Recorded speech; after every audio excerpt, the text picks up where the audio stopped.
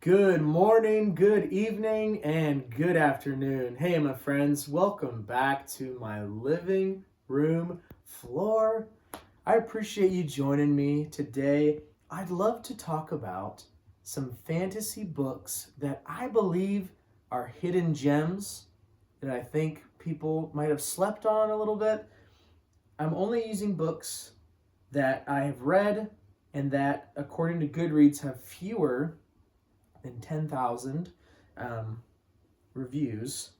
Some of them have less than 5,000. There's one that has about almost 11,000, so it's a little higher up there, but in my opinion, it's still a very untalked about book. So let's start off. These are all either fantasy or sci-fi novels that I've read. Some are standalone, some are duologies, some are multiple books. Um, but let's just dig right into it here.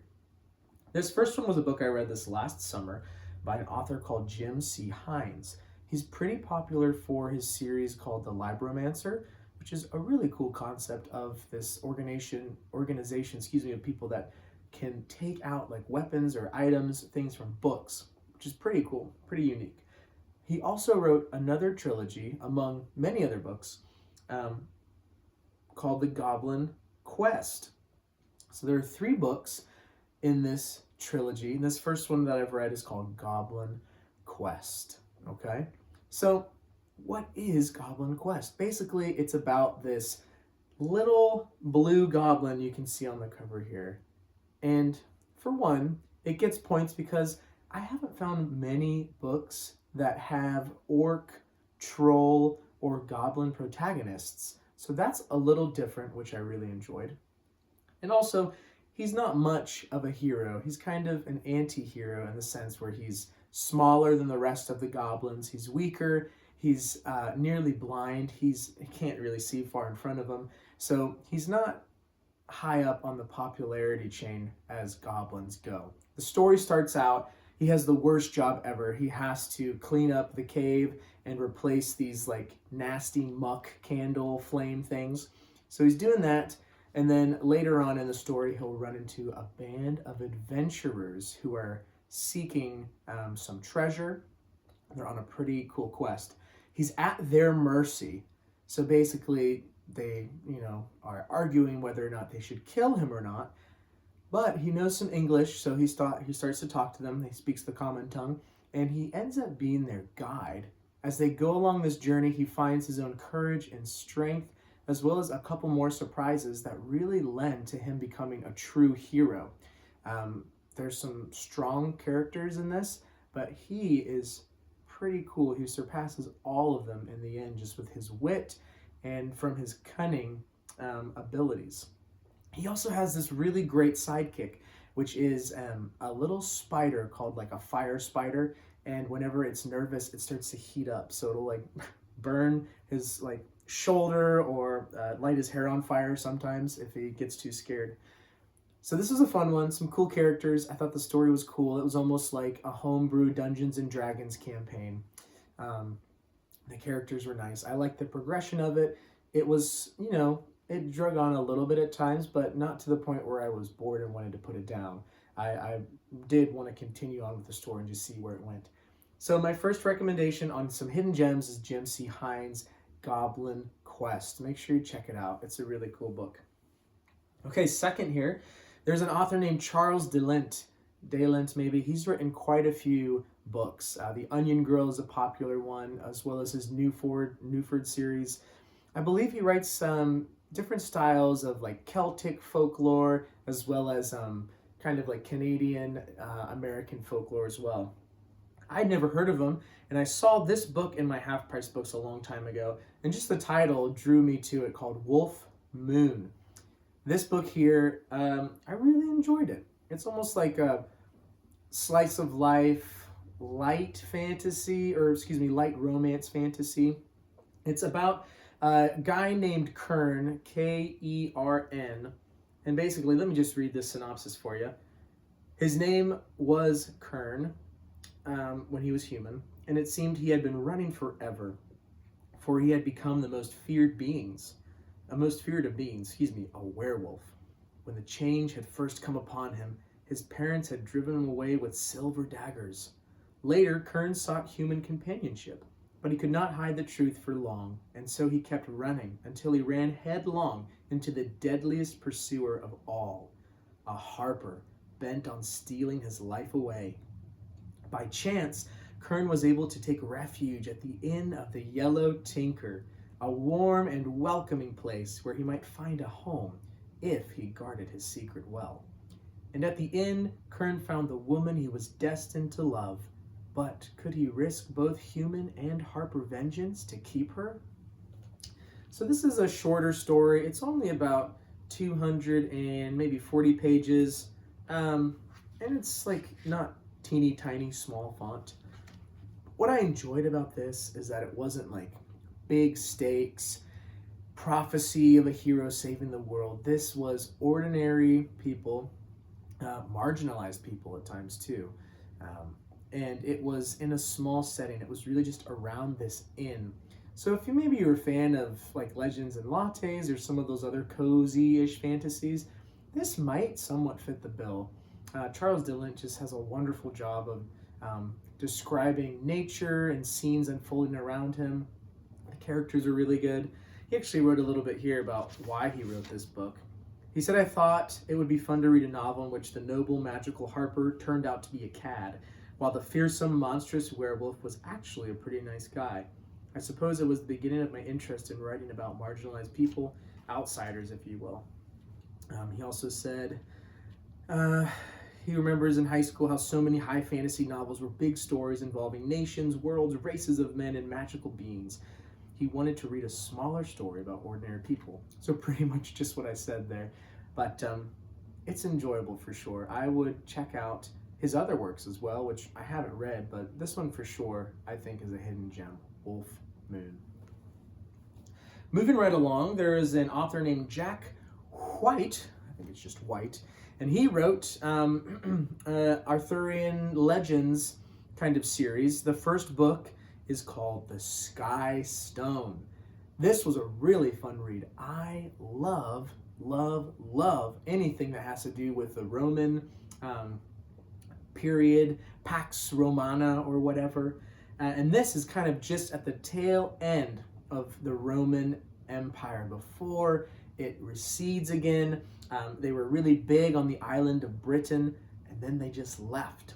And when they did, there wasn't any infrastructure, there wasn't really any armies left to protect the peoples from bandits and people across the sea, raiders and pirates.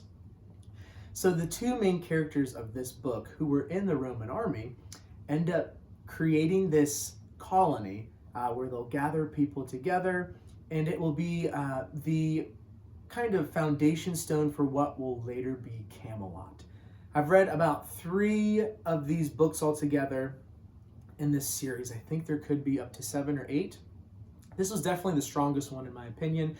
It starts off with kind of the main protagonist and his friend as they're in the army in Africa, and goes into some detail with some of the skirmishes they were in. And then as well afterward, when he gets a war injury, he goes back to his homeland in Britain. The Roman army is still occupying the island, and he's a blacksmith, so he's always working with metal. I love just the details about different instruments and weapons that he would make. And it's called the Sky Stone because his great-grandfather, I believe, created a dagger out of this magical ore that he found, rock, and it was really a meteorite. So it was like this brilliant, shining dagger, just looked wonderful, reflected the light, and it looked almost like some kind of magical sword. I won't spoil a lot, but he might find a meteor later, and he might do something with it in this or the next book.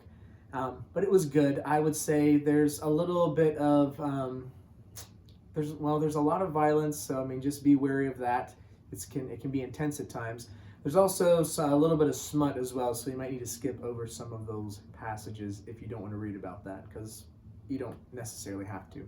But it was really fun, all about Rome leaving England, Britain, not England yet, and then the roots of Camelot starting. So, and then the next couple of books as well, it has like Arthur and a couple other characters. So you get to kind of see, like, these are the great-great-grandparents of King Arthur and, oh my goodness, Merlin, I think. So, yeah, the Sky Stone, really cool stuff. Actually, not the great-grandparents of Merlin. I take that back.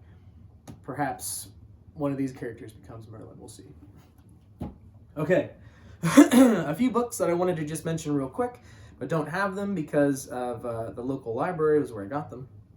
The first here is Dragon Age: The Stolen Throne by David Gaider. I believe he was one of the original writers for the Dragon Age video game franchise. This book is a prequel to the first video game, and I think you don't necessarily have to play the video game to enjoy the book, because I only played Dragon Age Inquisition, which is third in the franchise, and there's some characters that are familiar, but I mean the main protagonists aren't in it at all, and I really enjoyed it. It's basically a young ruler who, you know, there's betrayal, and his mother is murdered, and his throne is captured by another kingdom, pretty much. So it's about him and some friends that are trying to take his kingdom of Ferelden back. And so there's fighting, there's skirmishes, there's some romance, there's some betrayal as well. I found myself really emotionally invested, and then thinking about this book a lot when I finished it, just by how some of these plot twists and betrayals kind of unfurled in the last maybe 8 to 5 chapters of the book. So again, it's Dragon Age: The Stolen Throne. It's, you know, it's a classic video game book. It's not going to be the deepest, but it is exciting. It was enjoyable, and I really liked it. So check it out sometime. Next one is a book I read recently called The Builders by Daniel Polanski. This is kind of like if, you know, Dragon Age, which I talked about earlier, and the Redwall series had a baby. So it's got the animal humanoid characters that we love about Redwall, and they live in a society. But it's about this captain who is recruiting his old squad mates for one last suicide mission, which could be like Dragon Age or Mass Effect, some of those games, where you're just getting the best of the best for one final run at kind of saving the world, if you will. It's a shorter novel. It's maybe 220 pages altogether. The pacing was good. I think they went into some really good lore with backstories with some of the characters. But my favorite part was just the cast of animals that there are. So, like, the captain is a mouse, which is pretty fun. And then there's a salamander, there's a possum, a stoat, a badger, a mole. There's so many characters that just add kind of the spice of life to this one. So this was a really enjoyable read. I think if you read it in a weekend, you could, or if you got it in a weekend, you could probably finish it, because, I mean, the margins are wide on it, and the chapters, they're pretty short, so you can speed through it. Excuse me. And then finally, I wanted to talk about a book that I really enjoyed, which is called The Reindeer People. Now, this is Megan Lindholm, who's actually Robin Hobb, funnily enough. This is another name that she wrote under. I think there's a couple books, maybe they'll say them in here. Yeah. So like Wizards of the Pigeons, The Wind Singers, Harpy's Flight. Those are some other books that she wrote under this pen name. I haven't read them. I saw this at my Half Price Books. It's a duology. There's also a second one called Wolf's Brother that I bought as well. This one is a delight to read. This is like a prehistoric Native American duology. There is some shaman magic, as well as kind of a whodunit mystery, and it's just in these harsh elements of living in the tundra, these people that are trying to care for their caribou as well as themselves. And I thoroughly enjoyed this one. It almost reminds me too of the Disney movie Brother Bear. It has some similar tones and vibes to that. There's some great characters in here, like Curlew, his mother Tilu. Who else? There is another main protagonist. Let's see, Hecarim.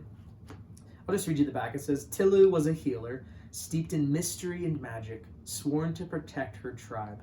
But before she could let her only child be taken from her, she was prepared to use her powers in any way she had to. So basically, she's trying to flee this old, decrepit shaman named Carp, which is just a terrible name to begin with. It kind of gives to show you his character. He's just a terrible guy.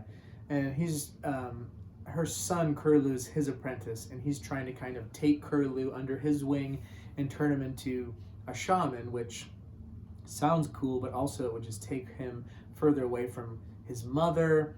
And I guess what I'm trying to say is like kind of corrupt him in a sense to these magics that he's using. So she's trying to leave that, and Carp is tracking her down. She stumbles upon another tribe that takes her in, and there's just all kinds of chaos that ensues. But this book was one that I really, really enjoyed. I came back to thinking about this one time and time again for many months after finishing it. It was just a really good original story, and if you've read Robin Hobb, like, she is just, oh my goodness, she knows how to paint a picture. Like, the scenery descriptions, excuse me, are fantastic. Just the describing living in this tent with a fire, and there's just kind of smoke getting stuck in it, and they're cooking meat over the open fire.